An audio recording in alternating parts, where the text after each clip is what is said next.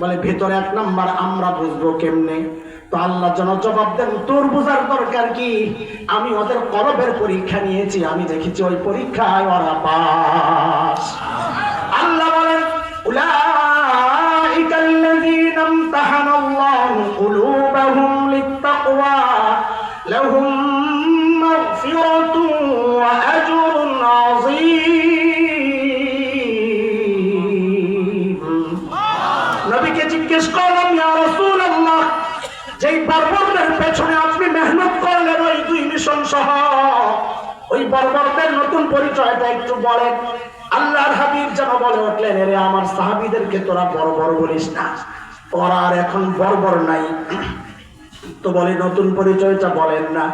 তো নবী জবাব দিলেন যেন খায়রুল কুরুনি কারনি, ওরা বর্বর নাই, ওরা এখন মানব ইতিহাসের সর্বশ্রেষ্ঠ মানুষ হয়ে গেছে। আল্লাহু আকবার, আল্লাহু আকবার। শুনেন, আগে বেশি সময় কম, আমি খালি ঘড়ির দিকে তাকাই, কথাগুলো রে একটু ছোট কইরা একটা বড় কথা কমাবো না, যাইতা যাইতা ছোট্ট পোটলার মধ্যে ঢুকাই চলে, বুঝছেন নি কথাটা? অল্প সময়ের মধ্যে যাইতা ঢুকাবো, মনে রাখা লাগবে। কিন্তু আমি কিন্তু পড়াশুনো, পড়া কিন্তু মিস্টাই, তো পড়া যেন মনে থাকে, বাড়ি পর্যন্ত নেওয়া যায়, আমল করা যায়, ওই ব্যবস্থা করে দিই। দুইটা পটলা বানাইয়া দিই আজকের ওয়াজের, আপনাদের সুবিধা হইব। পকেট আছে না দুইটা? দুই পটলা দুই পকেটে লইয়া বাড়ি যাবে। কয় পটলা? শুরু থেকে এই পর্যন্ত যা বলেছি, সামনে যা বলবো ইনশাআল্লাহ টোটাল 6 কথা বয়ান। কয় কথা? আর বলবেন কথা কয়, মুরব্বীকে দিয়ে তাকায় থাকস, কিন্তু তোরা চিল্লান দিয়ে কইতা রস না। কয় কথা? সাহাবীদেরকে নিয়ে 3 কথা, আমার মতো জাহেল যারা ওদেরকে নিয়ে 3 কথা, সাহাবীদেরকে নিয়ে 3 কয় কথা? আমি যা বলি আমার সাথে সাথে বলবেন, জবাব দিয়েন না, আমি জবাব চাচ্ছি না, পড়া মুখস্থ করাইতেছি, হুবহু আমি যা বলি তা বলবেন। বলেন ওরা ছিল কি? অনেকে বুঝে উঠতে পারে নাই, সবাই বলেন ওরা ছিল কি? সবাই না বললে বড় মুখস্থ হবে না। বলেন ওরা ছিল কি? ওরা মানে কারা? সাহাবায়ে কেরাম, আল্লাহ নবীর সঙ্গীরা। বলেন ওরা ছিল কি? অবাক হওয়ার মতো একটা ভাব নিয়ে বলেন হইল কি? আবার আবার ওরা ছিল কি? হইল কি? মাঝখানে ঢুকলো কি? আচ্ছা বুঝা বুঝা বলেন তো, বলতে মজা লাগবে। ওরা ছিল কি? ছিল মানব ইতিহাসের সবচেয়ে খারাপ মানুষ, মনে আছে তো? বলে সবচেয়ে খারাপ কেন বলেন? ওই যে হিসাব সোজা, ডাক্তার যেহেতু সবচেয়ে বড়জন, বোঝা গেল যাদের চিকিৎসার জন্য পাঠানো হয়েছে ওরা রোগীও ছিল সবচেয়ে বড়। তো ছিল কি? সবচাইতে খারাপ। হইল কি? সবচাইতে ভালো। আশ্চর্য কথা, সবচেয়ে খারাপ মানুষগুলো সবচেয়ে ভালো মানুষ কি করে? কিসের ছোঁয়া, কিসের বরকতে? মাঝখানে কি ঢুকছে? বলে মাঝখানে ঢুকছে কোরআন আর কারীম। বলেন কি ঢুকছে? এইবার বলেন তো মজা লাগবে। বলেন ওরা ছিল কি? হইল কি? মাঝখানে ঢুকলো কি? ঠিক আছে, এই 3 কথারে গিটা একটা লাগাই পকেটে ঢোকান, আবার বাইর করবো ইনশাআল্লাহ। আপাতত রাখেন, চলেন আরেক পটলা বানাই। আমরা আমরা আমরা সাহাবায়ে কেরাম যে অপরাধগুলো ছাড়লেন, জিনা, ব্যভিচার, মদ, জুয়া, কাটাকাটি, মারামারি, ডাকাতি, চুরি, আমরা এই সমাজের মানুষ ওগুলা শুধু আঁকড়ে ধরি নাই, বেশি মাত্রায় আঁকড়ে ধরছি। এই সমাজের মানুষ ওই অপরাধগুলো আরো বেশি করে করে। কথা বলেন, ওই জাহেল বর্বররা বিদেশে 1 কোটি টাকাও পাচার করছিল। কথা বলেন, কোন টাকা পাচার করছিল? কিন্তু এই দেশের বর্বররা 16 লক্ষ কোটি টাকা পাচার করছে। তাহলে কারা বেশি খারাপ? এই যুগের না ওই যুগের? আমরাই বেশি খারাপ, আমরাই খারাপ। ওরা কইছে রিজিক কে দেয়? আল্লাহ দেয়, কোরআনের কথা। আপনি জিজ্ঞেস করেন ওদেরকে রিজিক কে দেয়? আল্লাহ দেয়। অথচ আমাদের দেশের এই শব্দটা কইতে চাইছি, আমার আটকে গেছে, থাক সবার সামনে কমু না, না কমু না, কয় কয় আর না পুরা থাক, বাদ দে। মনে করতেছে আচ্ছা আর কি, ওই মুদির হেডা আর কি, বাদ দিলাম, এটা কইলাম না। ওইটাই কয়ে গেছে, কইছিল কোন মূর্তির উসিলায় বলে ফসল এবার ভালো হয়েছে। ওই যুগের বর্বরের চেয়ে এটা বেশি খারাপ কথা কন। সাহাবায়ে কেরাম যে কোরআন ধরে সর্বশ্রেষ্ঠ হইলেন, আমরা সেই কোরআনকে ছাড়লাম। এই যা করছি এটা আমাদের জন্য গর্ব না আফসোস? বলেন গর্ব না আফসোস? আফসোস। আমাদের তিন কথা এবার মিলে এলাম আগেরটার মতো।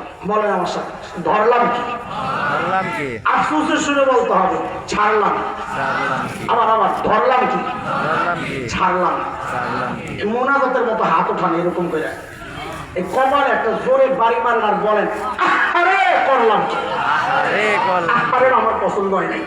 এমন ভাবে বলবেন যে আপনার কলিজা পোড়া গন্ধ বাইর হয়। আপনার আহারের উচ্চারণ বলবে আপনি কতটা কষ্ট হয়েছে। বলেন ধরলাম কি? ছাড়লাম। আরে করলাম। কিছুটা হয়েছে, এটা দিলে ঠিক হয়ে যাবে। কয় কথার বয়া নাই, এই দেখবেন এই 6 কথার বাইরে আমি যাই নাই, আসি ভিতরে। একটা ব্রেকেট দিয়ে দিলাম 6 কথা দিয়া, যা বলবো দেখবেন এই 6 কথার ভিতরে। হয় সাহাবীদের অর্থ ছিল কি, হইল কি, কিসের 6, কোরআনের 6, এই কথাগুলো, অথবা আমাদের অবস্থা, কোরআন ছাইরা কি বিপদে আছি, কি আফসোস আমাদের, এগুলোই শোনাবো আপনাদের। চলেন ওই এই পোটলা বাইক করে, মনে আছে নি? কাদেরকে নিয়ে কয় কথা বলেন? ছিল কি, হইল কি, মাঝখানে ছিল কি শোনানো হয়ে গেছে। 1 পয়সার জন্য যারা মানুষ খুন করে, জীবন্ত নিজের সন্তানকে দাফন করে, এই ছিল যাদের চরিত্র। কোরআনের ছোঁয়ায় সেই মানুষগুলো, নবীর আদর্শে সেই মানুষগুলো। এখন কি হইল একটু দেখেন। আমি একজন সাহাবীর কথা আপনাদেরকে শোনাই, কিন্তু আল্লাহর নবীর প্রত্যেকটা সাহাবীর হালত এমন। আগে ছিল কি, ইসলাম কবুলের পর, নবীর সোহবতে যাওয়ার পর, নববী শিক্ষা, নববী দীক্ষায় পরিবর্তিত জীবনটা গোটা দুনিয়ায় যার তুলনা হয় না, কেউ উদাহরণ দেখাতে পারবে না পরিবর্তনটা। আমি একজন সাহাবীর কথা আপনাদেরকে শোনাই। আল্লাহর নবীর এক বড় প্রিয় সাহাবী ছিলেন হযরত সাঈদ ইবনে আমির আল-জুমাহি রাদিয়াল্লাহু আনহু। মুসলমান হয়েছেন একটু দেরিতে, হিজরতের অনেক পর। দেরিতে মুসলমান হলে কি হবে? ঈমান ছিল বড় পাক্কা। কতটা পাক্কা? একটা ছোট্ট উদাহরণ শুনলেই বুঝবেন কতটা পাক্কা। হযরত ওমর রাদিয়াল্লাহু আনহু যখন খলিফা, ওমর নরম না গরম? কেমন গরম? নবী আলাইহিস সালাম বলেছেন, ওমর আপনি যে রাস্তা দিয়ে চলেন, শয়তান ডরে আর ওই রাস্তায় থাকে না, আরেক রাস্তায় যায়। আমারই পাইলে সাইজ করে লাগবো। সেই ওমর যখন খলিফা, হযরত সাঈদ আয়েশা একদিন বলতেছে, ওমর আল্লাহ দায়িত্ব দিয়েছে ঠিকঠাক মতো আদায় করেন, নালে কিন্তু খবর আছে। বাপ রে বাপ, বেটার কলিজায় সাহস কত! এত সাহস কই পেল? মানুষ নিজে যত শখ হয় তার সাহসও তত উঁচা হয়। নিজের মধ্যে 2 নম্বরই থাকলে কথা বলবে মিনমিন মিনমিন কইরা, আর তেলের দাম বাড়াইব, তেলের ডিব্বা খালি করে। কি বুঝছস? ঠিক কথার মধ্যে শুধু তেল আর তেল।